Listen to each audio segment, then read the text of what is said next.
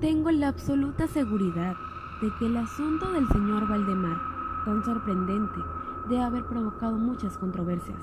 Pensar de otro modo sería errado, teniendo en cuenta las circunstancias en las que ocurrieron los hechos.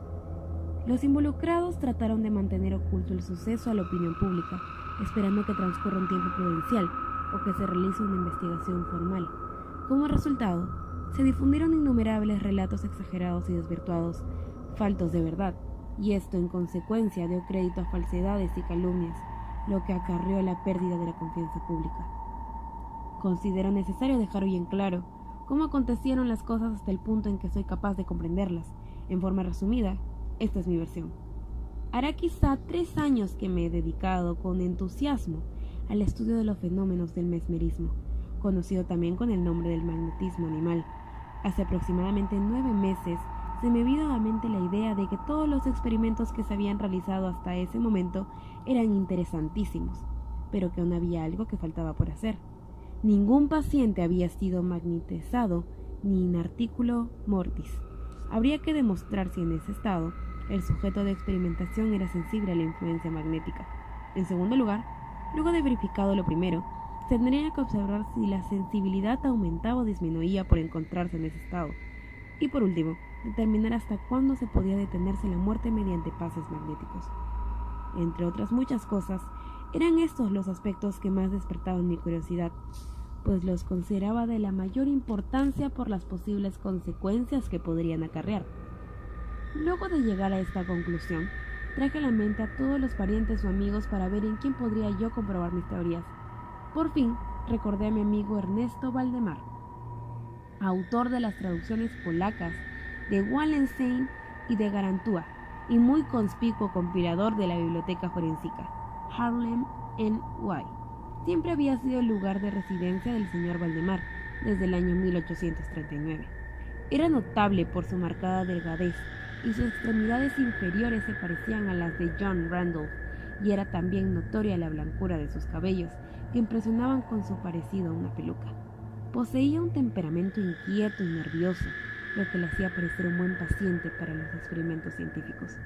Anteriormente, había experimentado con él hasta en 2 o 3 oportunidades, y le había inducido el sueño magnético con gran facilidad, pero no obtuve el resultado esperado, lo que me hizo sentirme defraudado. La voluntad del señor Valdemar nunca se vio sometida enteramente por la mía, y sobre su clarividencia, no obtuve nada de alguna importancia. Había yo atribuido mi fracaso a los cambios operados en su salud corporal. Los médicos, tras examinarlo, habían comprobado en él una grave tuberculosis. Hablaba Valdemar con la mayor naturalidad sobre su fin próximo, pues pensaba que nada se podía hacer ya para evitarlo, así que era inútil incurrir en lamentaciones. Me pareció acertado pensar en el señor Valdemar como sujeto para mis experimentaciones. Lo conocía lo suficiente para saber que no hallaría ninguna clase de escrúpulos en él, y tenía la ventaja, además, de no contar con parientes en América que pudieran, en alguna forma, intervenir. Me atreví a plantearle con franqueza el asunto, y me sorprendí gratamente cuando se manifestó enormemente interesado. Dijo que fue sorpresa, porque nunca, hasta ese momento, había demostrado interés o simpatía por mis experiencias. Su enfermedad era de aquellas en las que era imposible calcular con exactitud la fecha de la muerte. Así es, convinimos en que Valdemar me avisaría lo más próximo que fuera posible, o lo que sus médicos le pronosticaran como probable fecha de su deceso. Hace quizá 7 meses, cuando recibí una nota del propio Valdemar que decía: «Mi querido, pude venir ahora a D.F. Dudan que llegaré a las 12 de la noche de mañana. Creo que ellos están en lo cierto. Valdemar». La escuela había sido escrita media hora antes de que llegara a mis manos, y pocos minutos después me encontraba yo al pie del lecho del moribundo. Apenas 10 días desde que había dejado de verlo, pero su cambiado aspecto me dejó espantado. Su cara presentaba un color térreo, sus ojos se encontraban totalmente apagados y estaba tan delgado que los pómulos parecían a punto de perforar la piel de su rostro.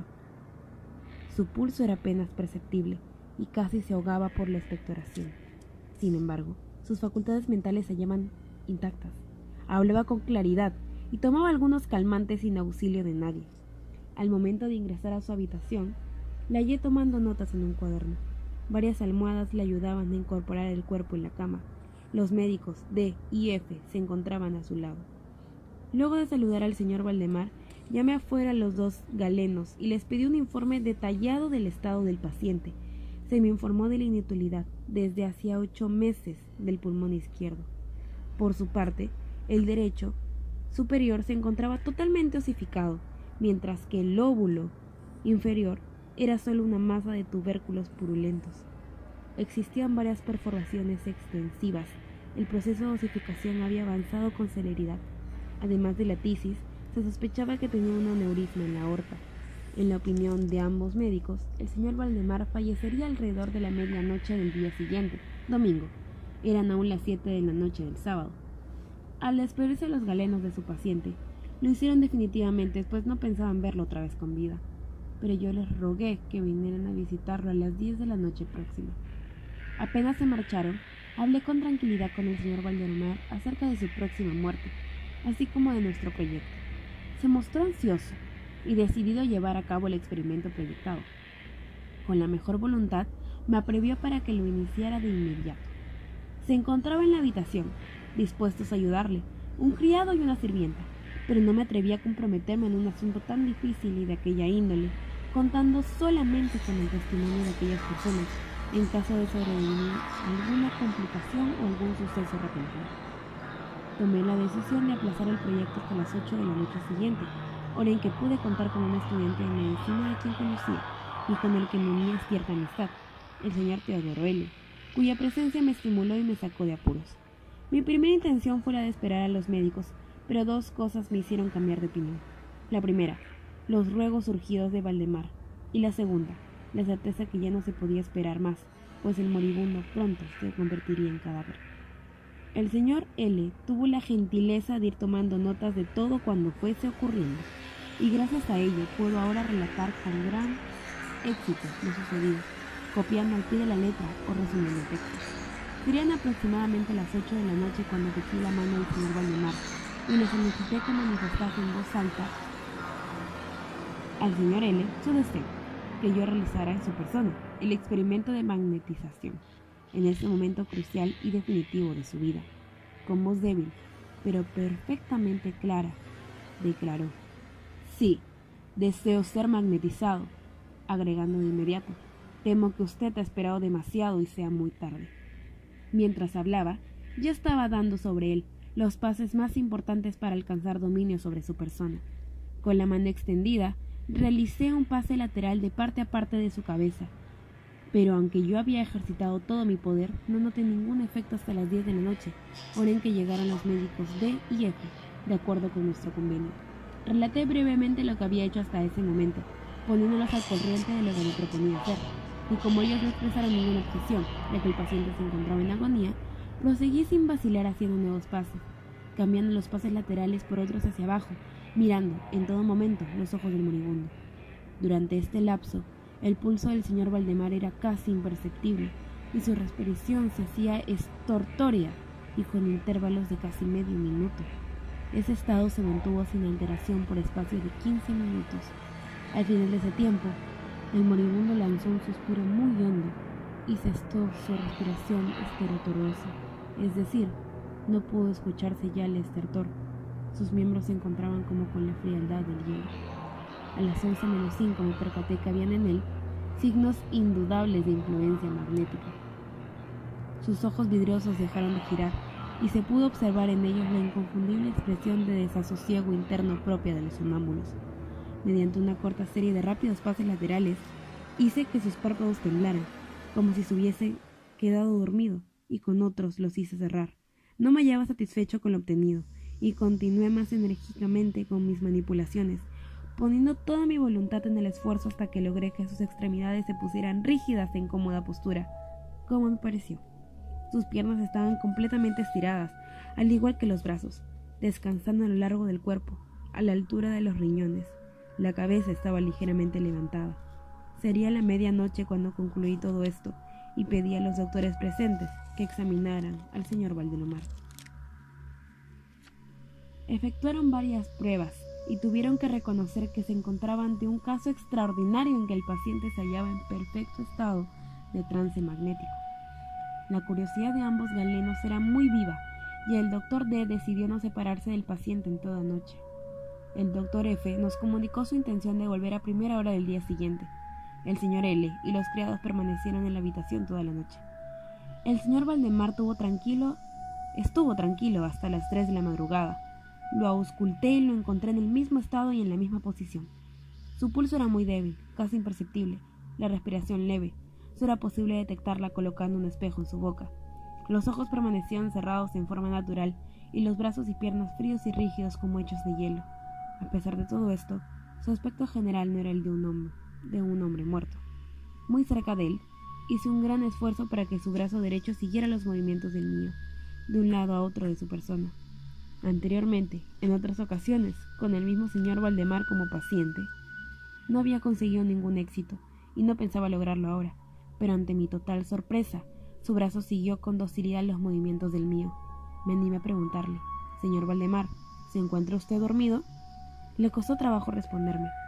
Al principio, sus labios temblaron. Repetí la pregunta varias veces. A la tercera, todo su cuerpo se estremeció en un temblor. Sus párpados se entreabrieron hasta mostrar la línea blanca del globo ocular. Los labios se movieron muy lentamente y un murmullo salió de ellos. «Sí, duermo. No me despierte. Déjeme morir así». Observé sus miembros. Estaban más rígidos aún que antes. El brazo derecho continuaba dirigiéndose en la dirección que mi mano le indicaba. Hice otra pregunta. «¿Le duele el pecho todavía, señor Valdemar?». Su respuesta, aunque menos audible que la anterior, se escuchó clara. No siento dolor. Me estoy muriendo». Consideré preferible no molestarlo más, y le dejamos tranquilo, por el momento, en espera del doctor F, que debía llegar poco antes que amaneciera. Asombrado que el paciente todavía viviera, el doctor F, luego de tomarle el pulso y acercarle un espejo a los labios, me rogó para que lo interrogara de nuevo. «Señor Valdemar, ¿sigue usted dormido?». Transcurrieron algunos minutos antes de que contestara, pues al parecer reunía las fuerzas necesarias para hablar. En la cuarta ocasión que repetí la pregunta, contestó: «Sí, todavía duermo. Me muero».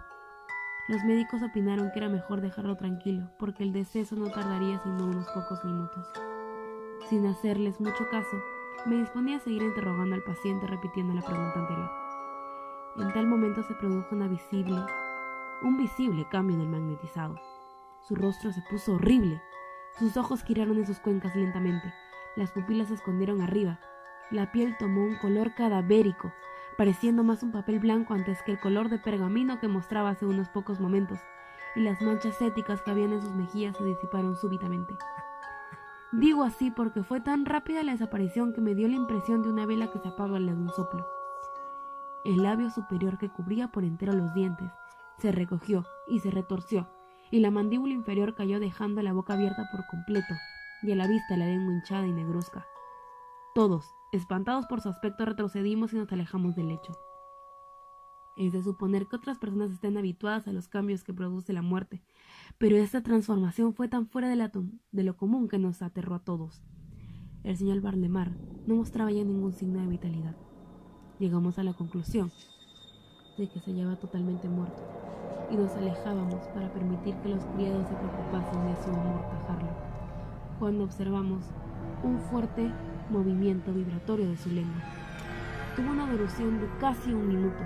Pasado este lapso, emergió de entre sus inmóviles y abiertas mandíbulas una voz, si es que es posible llamarla así, pues no es fácil describirla. Podría tratarse de un sonido áspero, hueco y desgarrado, pero la impresión que causaba era indescriptible. No hay sonido así emitido por garganta humana, y tampoco oído que la haya escuchado. Sin embargo, hubo dos cosas que, lo pensé así entonces y lo pienso ahora, podrían tomarse como peculiaridades de la entonación. La voz parecía muy distante, como si procediera de una caverna subterránea, y además tenía algo que producía la sensación de viscosidad. No hay manera de describirlo mejor. El sonido era un silabeo claro, asombroso y tenebrosamente claro. El señor Valdemar daba respuesta a la pregunta que le había formulado un rato antes. Recordemos que le había preguntado si dormía. Sus palabras ahora fueron: «Sí, no, he dormido, y ahora estoy Nos estremecimos de horror al escuchar esa respuesta así, también modulada y calculada. El señor L., el estudiante de medicina, se desvaneció. Los criados se escaparon de la habitación y no hubo quien les convenciera de volver. Mi impresión fue también terrible. Los dos médicos y yo nos esforzamos durante 1 hora tratando de hacerlo revivir. Ninguno pronunciaba palabra.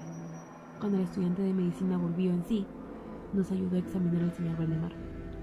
El espejo no mostró ningún signo de respiración y una sangría que practicábamos en el brazo derecho fracasó. Ya ese brazo que antes obedecía a mi voluntad, ahora permanecía inmóvil. El único signo de que aún mantenía la influencia magnética era la vibración de su lengua. Cada vez que yo le preguntaba algo, se podía notar que lo hacía con enorme esfuerzo y que no tenía ya la suficiente voluntad. No contestaba ninguna pregunta que no fuera hecha por mí, a pesar de que traté de que cada miembro de la reunión se pusiera en contacto magnético con él. Encontramos otros enfermeros que permanecían a su lado y a las 10 salimos de aquella casa. Por la tarde, le visitamos nuevamente. Su estado era el mismo, exactamente igual. Sostuvimos largas discusiones sobre la conveniencia de despertarlo y nos costó mucho tomar la decisión de dejarlo tal como estaba, pues nada sacaríamos con despertarlo. Era evidente que la muerte había sido paralizada o detenida por el magnetismo. Todos estuvimos de acuerdo en que si le despertábamos aseguraríamos su rápido fin. Las cosas así se prolongaron durante 7 meses. Nos reuníamos por las tardes en casa del señor Valdemar, acompañados de otros médicos y amigos, y él permanecía exactamente igual. Los enfermeros le vigilaban constantemente. El último viernes decidimos realizar el experimento de despertarle al menos, de intentar hacerlo, y el lamentable resultado de esta maniobra es el que originó tantas discusiones. Utilicé los pases acostumbrados para sacar al señor Valdemar de su trance magnético. Durante largo rato, no obtuve ningún efecto. La primera señal de que estaba volviendo a la vida fue la caída parcial del iris. Ese descenso parcial de las pupilas fue acompañado por la secreción de un abundante licor amarillento de un olor acre y desagradable por debajo de los párpados. El doctor F. me sugirió intentar hacerle mover el brazo derecho con mi mano, como antes. Lo hice, pero no resultó. El doctor D. me pidió que le preguntara algo. Lo hice con esas palabras. ¿Puede el señor Valdemar explicarnos cuáles son sus sensaciones y deseos? Los círculos éticos reaparecieron sobre sus mejillas. Por unos instantes, la lengua vibró. Más bien, se arrolló en forma violenta en el anterior de la boca, aunque sus mandíbulas y labios permanecieron rígidos, y por último, la misma horrible voz que ya describimos pronunció estas palabras. Por amor de Dios, pronto, pronto, pronto, hágame morir o despiérteme deprisa, deprisa. Le digo que estoy muerto. Tuve tal miedo que no sabía qué hacer, y durante unos momentos permanecí indeciso. No sabía en verdad qué hacer. Traté de calmarlo, pero fracasé, pues no obedecía a mi voz, a mi voluntad. Intenté otro método y traté de despertarlo. Dio la impresión que tendría éxito, y todos los que presenciaron mis maniobras pensaron eso mismo, y se apresuraron a ver al señor Valdemar despertar. Pero no creo que nadie hubiera podido imaginar lo que ocurrió en realidad. Al efectuar los pasos magnéticos, mientras que los gritos «¡Muerto! ¡Muerto!» hacían explosión sobre su lengua, y no sobre los labios del paciente. Su cuerpo entero, en el espacio de un instante, tal vez un segundo, se contrajo, se desmenuzó, se pudrió bajo mis manos, sobre la cama, ante todos los presentes, enmudecidos por el horror, yacía una masa líquida de repugnante y de aborrecible, pobre de mí.